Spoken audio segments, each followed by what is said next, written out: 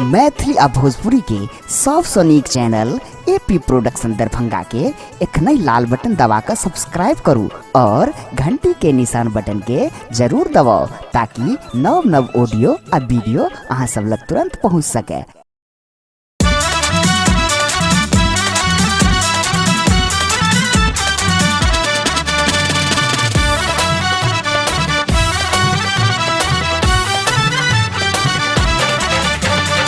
एखन अपने सब सुन रहल छी एपी प्रोडक्शन के प्रस्तुति।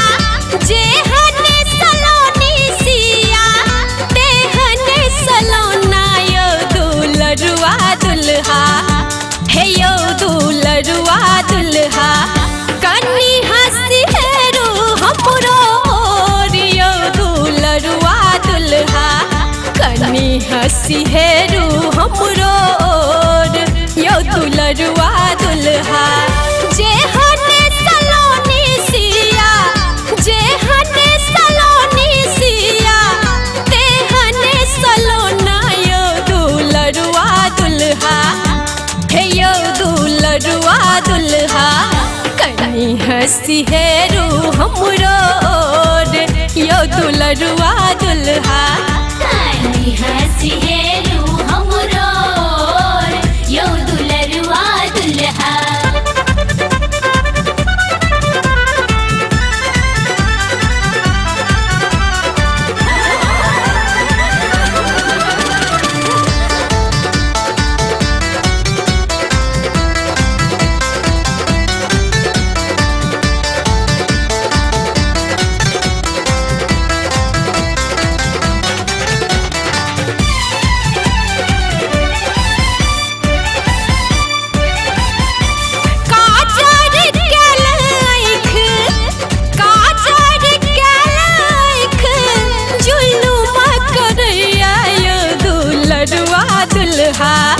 हेयो दुलरुआ दुल्हा कनी हसी हेरू हमरो यो दुलरुआ दुल्हा कनी हसी हेरू हमरो यो दुलरुआ दुल्हा।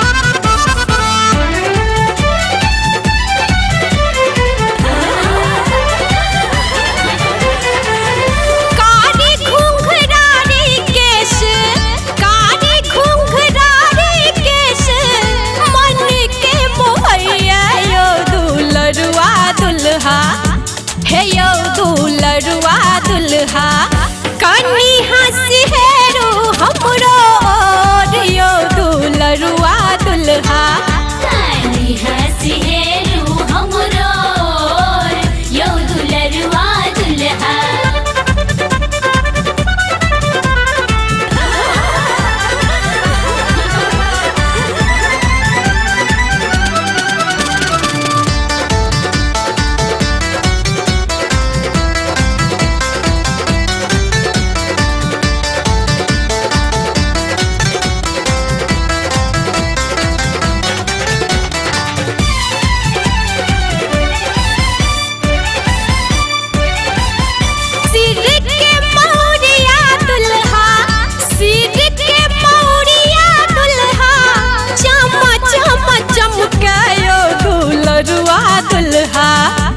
हेयो दुलरुआ दुल्हा कनी हसी हेरू हमरो यो दुलरुआ दुल्हा कनी हसी हेरू हमरो यो दुलरुआ दुल्हा जे हने सलोनी सिया जे हने सलोनी सिया